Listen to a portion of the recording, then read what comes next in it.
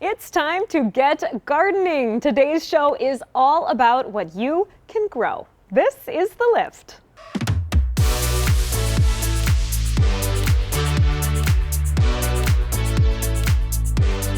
Well, hello. We have been looking forward to this day for a while. I'm Bailey Warfield, and this is The Lift's Garden Show. We have dedicated the whole 30 minutes today to talk about everything from pretty planters to the easiest veggies to grow at home. Plus, stick with us to get some Mother's Day gift ideas for her garden. Should the show become a yearly Lift tradition? You tell us. So let's get into it. Today's show is sponsored by Alchemy, formerly known as the Good Garden Company in Superior. Mark Johnson is one of the new owners, and we're so excited that you all wanted to support what we're doing here on The Lift. Thank you for having us. Thank you for coming and for decking out the set. It looks beautiful. We've been excited to come and show off all the plants that we've been growing this spring. I think everyone is just like thirsty for things to grow. And we've got a little bit of sunshine out there, which makes it even harder to, to wait. Have that to wait, yes, absolutely. For sure, absolutely. Okay, so since the change in ownership, you and your wife took over. Tell me what's new with Alchemy and what has kind of stayed the same. So we're open year-round now. My wife bought the business last July, and I jumped in this spring after teaching for 20 years. I've retired, and now I'll be managing the greenhouse and nursery outside, which will largely remain the same. My wife's shop offers unique and useful gifts. She has a lot of rocks, gems. She does permanent bracelets, jewelry, custom pieces, and a lot of fun gift ideas for everyone. Yeah, super cool. I know it's a very busy time of year for you all. So what is going on at the shop right now? So right now, coming up, we have a few events. We have a For the Mothers Market on May 10th that will have Mama Llama cookies, Royal Max by Jackie, and a DIY Mother's Day card making for that last minute card and gift ideas. And then of course our greenhouses and nursery will be open as well. Yeah, fabulous. All right, you're here to help us get our gardens ready. I know you've been working on that. So let's start by talking about perennials. So I brought 3 different varieties of perennials that you can plant. Yeah. We like to use the term beautiful. Thriller, filler, and spiller. I didn't coin that term, but it's a fun way to remember when you're going in and there's all those options. You just don't know what you're going to get. Having a plan in mind is a really good idea. Okay. So on this one here, I've got some coral bells with the plum pudding, smoke and mirrors. I have a really pretty purple columbine for kind of that droopiness, and then a primrose in the back here that you can kind of see. Yeah, I love it. On this side, I brought some creeping phlox, a hens and chicks cobweb, and a dianthus. The hens and chicks is one of my favorite. Look at this. It just is gorgeous with those little cobwebs that come in. This one would be really good for like a rock garden, smaller place. It likes that full sun versus this one over here that I just showed you has a little bit of a partial shade. We like full sun as like 6 hours of full sun. Whereas if you have partial sun, you want that morning sun and not that hot afternoon sun. Okay. And then of course, I wouldn't be a good gardener without bringing a hosta in. So if you look at that one over there, I've got this little guy hanging out in the back. Yep. So I've got some variegated grass and some crane's bell that just smells beautiful when it's in full bloom. Very cool. And this is like partial sun in this basket, or? That's a partial sun in that basket as well. Yep. Awesome. Okay, well, let's talk a little bit about hanging baskets, and let's do some planting. You want to help me make a hanging basket today? I would love to help you make a hanging basket. So I brought a few things. You can see on this side, we've got a few different varieties. Again, we like to do with that thriller, filler, and spiller, right? Say it with us. Except for this one up on top. This is the Black Mamba. This is just so vibrant, black, purple. It's just one of my favorite petunias. I've got the begonias with a little bridal veil inside there. And we have a couple other varieties here as well. But for today, if you wouldn't mind taking, I'll give you the good ones here. Ooh, take the good ones. Take the lavender and the geranium. Okay. You gotta take time to smell the roses or the lavender. Don't mind if I do. It smells so good. It smells like It's not winter anymore. I know, right? Thankfully, we've got a little bit of sunshine out there to help us too. So nice. So when you're planting hanging baskets, whether it's your perennials, any other types of things, you want to make sure that you kind of break up the roots. I see you're already doing it. You're way ahead of me here. You're a veteran. I'm just anxious. I'm ready to go. So you could just dump it out. I didn't bring any tools today because I thought we could just use our hands. Yeah, why not? It's a gardening show. We got to get a little dirty. Yeah, that's fine. This has got a good root base. So when you break these up, you want to make sure that don't be afraid of breaking that apart, pulling those roots out. The last thing you want is to have these root bound and kind of just sit in one place where the roots could rot. I'm probably being guilty of being a little too gentle sometimes. They can be pulled and plucked. It'll bounce right back. They'll come back. Yep. So just dig a big hole. Get it in there. Oh yeah, we're making a mess. That's all right. I brought some gardening mats just in case. So good. And I imagine these are perennials too, right? But these are annuals. So these are annuals. Yep. These ones you'll have to plant every year. The geraniums, you can actually bring those inside, like in the garage, and they'll stay from year to year if you take care of them. Yep. And then of course I've got this guy here for the back and the filler. It's my mother-in-law's favorite, the coleus. Shout out to mother-in-law. Yep. I'll have you put that last one in right in front there. Okay. This is so fun. I've never made my own hanging basket. So I do my planters. Yeah, we offer a good variety of both pre-made choices and then for those garden hunters that want to make their own or fill in some space around the garden, we offer a good variety of things for them as well. So fun. Oh my gosh. Well, I can tell you guys are very good at what you do. Thank you so much for coming today and for being part of the gardening show. Of course. Thank you for having me. So great to have you. But you don't need a big yard or a greenhouse to be a gardener. Next, hear from some UMD students about how they grow seeds in small places.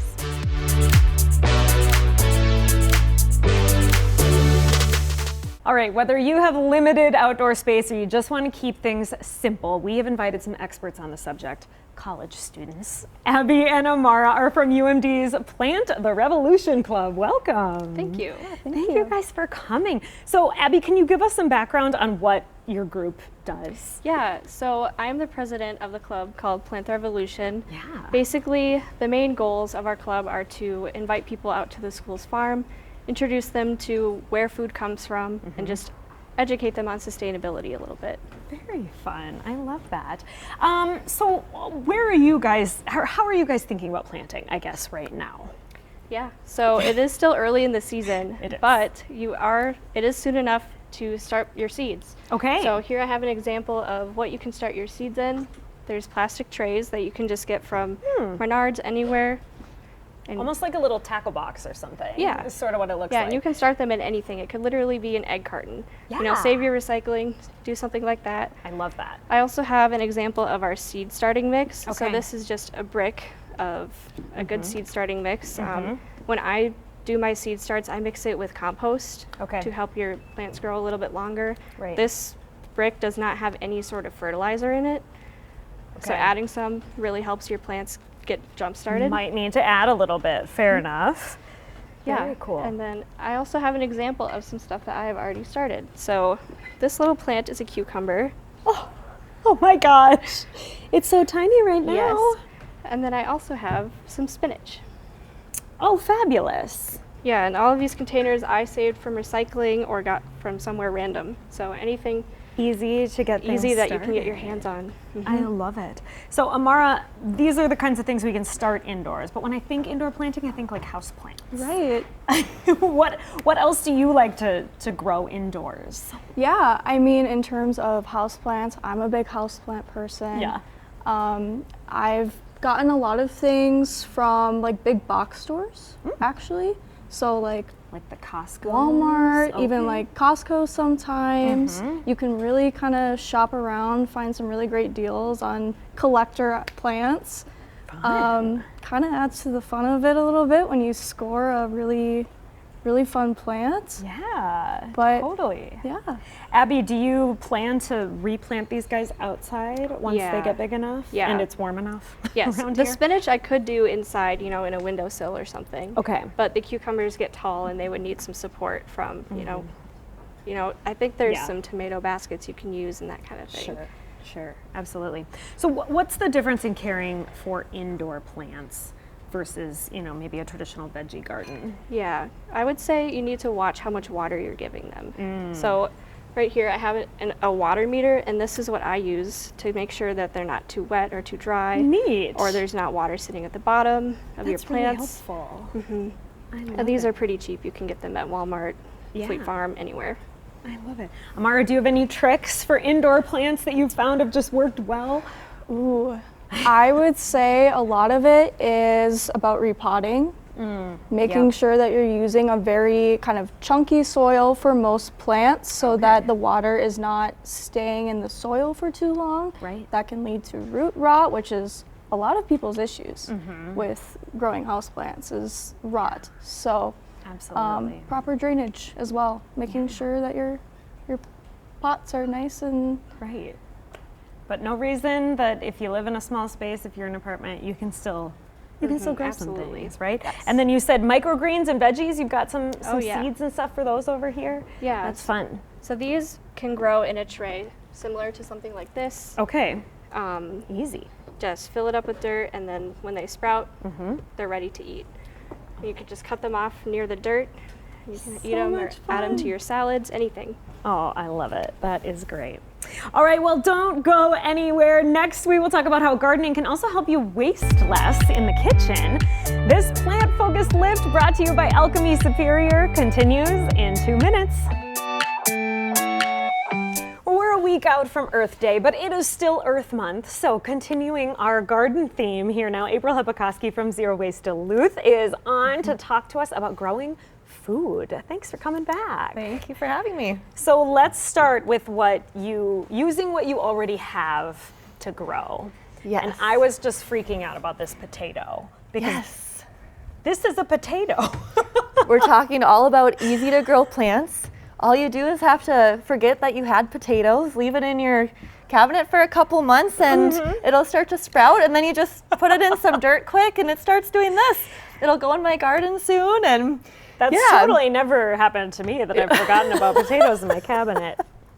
Guilty.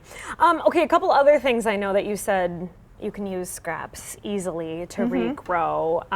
Things like carrot tops.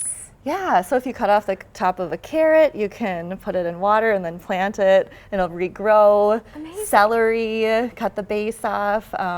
Romaine lettuce, same thing. I've never Beet heard tops. that you can do this with romaine. Yeah. That's pretty amazing. I love that, and so I'm sure people can, look this up, YouTube it or whatever if you're interested. But it's super nice to just use your scraps and then save yourself on some grocery costs. Exactly, yeah. Which herbs are easiest to grow, especially in our climate? Yeah, so I consider myself very much a beginner gardener still. So Okay, all fair of enough. these are tested by me many times. So like here I have my sage that I grow. This is actually probably a 5-6-year-old sage. I just bring it into my house in the winter and then it comes back into my garden in the spring. Yeah. So that's a really easy one. It smells so good. This oregano here is the same age as the sage. I just bring it in every year, so it'll go into the garden soon.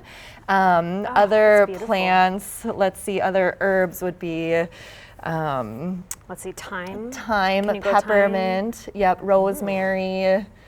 Dill. I've seen I people grow a growing lot of dill, and it just keeps coming back more and more every year. Those are all very easy ones to grow. And there's nothing better than using fresh herbs in your cooking. It makes such a absolutely. difference. So why not? Why not try to grow them yourself? Yes. Okay, how about veggies? We talked potatoes. We Yes. talked carrots. I see you have an onion here. Onions, yeah, so Look I at that forgot guy. about these as well. So, these grow, just plant them in your garden, good to go. They'll get some roots down. And other easy ones that you can get a lot of food from are like cucumbers or squash, like butternut squash, Yep. zucchini. I made the mistake of planting too many zucchini one year, and I didn't know what to do with all of it. I had like 50 of them, so I was giving them away to everybody. I think every office has someone with too many zucchini. Yes. And Oh they my come gosh. fall, it's like, please take the zucchini. Absolutely. And delicious. And tomatoes too. Tomatoes, yes. Easy big to one. grow and plentiful. Beans, Peas I found are tricky. Are they? Okay. Yeah. All right. Maybe other people don't, but I do. Yeah. Beans are easier though for me. I'm sure there's folks out there with a green thumb who Yeah. You're like, oh, those are easy. peas, no problem, no problem. And of course, the great thing about growing your own food is you can compost all of this too, right? Yes. So yeah, that's kind of the closed loop cycle of it all. Is all of these amazing plant pieces. It's all compostable. When you're bringing in this food into your home and you don't eat all of it, maybe there's some scraps. If you can't regrow it, you can compost it, turn it into enriched soil, and put it back into your garden to benefit your garden again. So it's all a great big circle. A great big cycle. I love it. And it's so good to have these examples of stuff that you've had for 5 years that just keep on giving. Yeah. That's amazing. Oh my gosh, thank you so much, April. Yeah, it was great to talk to you. I'm still stunned by this potato. All right, coming up, Mother's Day gifts for her garden. We have great ideas from local small businesses.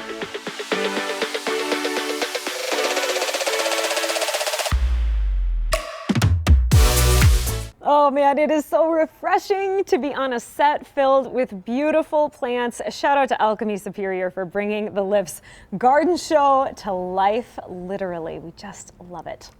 Another gal who is very good at that is Diana Dukic of Moss Goddess Garden Studio. Welcome. Thank you. Thanks for coming in today. You brought some fabulous gift ideas for Mother's Day, specifically for the garden, because this show is all about gardening. I know you're a mom yourself, you're a small business owner, so how did you approach this task I gave you of coming up with some gift ideas for the rest of us? Another task on the list. No, this was so much fun, and I really wanted to think about what a mom can enjoy in her garden. So a lot of times we might focus on, okay, a gardening gift for a mom might be some tools, and that's a really great idea. Yeah. But the practical the stuff. idea of just enjoying the fruits of your labor and being able to enjoy your garden space. Yeah. So that's all the gifts that we're going to highlight today. I love that. So good. Okay, you are offering a great gift yourself, because tell us what you do sort of with Moss Goddess and what maybe one of these gift ideas could be. Absolutely. So I launched Moss Goddess Garden Studio this spring, and I'm so excited. It finally feels like spring. It's happening. Plants are coming into the greenhouses. So the service that I'm offering is an outdoor style refresh. Okay. So it's helping to bring your personal style to your outdoors, whether that's your front step, your front porch, your patio. I love it. Any space where you can enjoy and feel happy seeing the outdoors. And a lot of times that's a beautiful statement planter or some outdoor accents or really beautiful wreaths and doormats. So it's kind of all those small details. And the service is I come to your house, take a look at your outdoor vibe and some of the favorite things you might have. Like you might have a favorite pot or a garden bench. And then I send you some recommendations for how to incorporate it. So good. And then you can either DIY or I can come back and plant the planters for you. There you go. Yes. Curb appeal is not just for people coming over. We should enjoy our spaces too. Okay, so you came up with some gift basket ideas. So let's start with this super fun garden drinks gift basket. Where did you go to find all this stuff? So I went to one of my favorite shops here locally, Huckleberry. They're wonderful and have such a variety of gifts. And one of my favorite things I found is this beautiful book, and it's all about different recipes for mocktails, cocktails, anything you can do to use some herbs. So what I brought Using stuff from your garden. Absolutely. What a good idea. And so I have this plant here, which is lavender. You might be able to smell it. It's so nice. And an ice cube tray, and this is all things you can find at Huckleberry, minus the plant. Yeah. And what you can do is you can take your favorite edible flower or pieces of the lavender, rosemary, whatever your recipe calls for, and freeze it in an ice cube, and then you have something beautiful to look at and to taste. Yes, so good. And there's a couple things that you can use in your kitchen. So garden shears, that's great for an herb garden. Yep. And then a gardener's hand care set with some cuticle cream, a brush when you're really digging in the dirt. Yeah. And the final fun piece is this little porcelain mushroom that you can stick in any pot, and it just adds a nice whimsical touch. It's just adorable. I love it. Okay, let's move on to the garden lunch gift box now, or gift basket. So talking about moms, whether they're busy with little kiddos or just wanting to enjoy their own garden after a long day of work.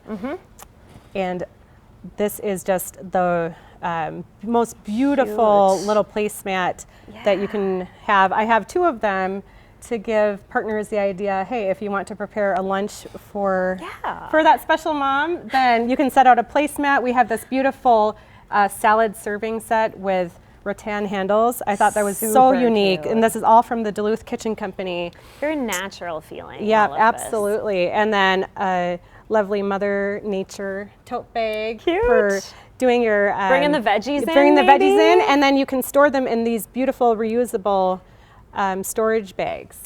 So your fruits, veggies, it's that your garden farm to table. So fun. Well, thank you so much for these ideas. I know that you are probably even more excited than the rest of us for planting season to be here. So we look forward to doing some more planting in the future. But thank you so much for bringing these. We love it. And we hope you are feeling all the more ready for the growing season now. If you missed any of today's Lift, the whole half hour was about gardening. You can rewatch it all on our YouTube page. Thanks again to Alchemy for sponsoring this show. We'll see you on YouTube.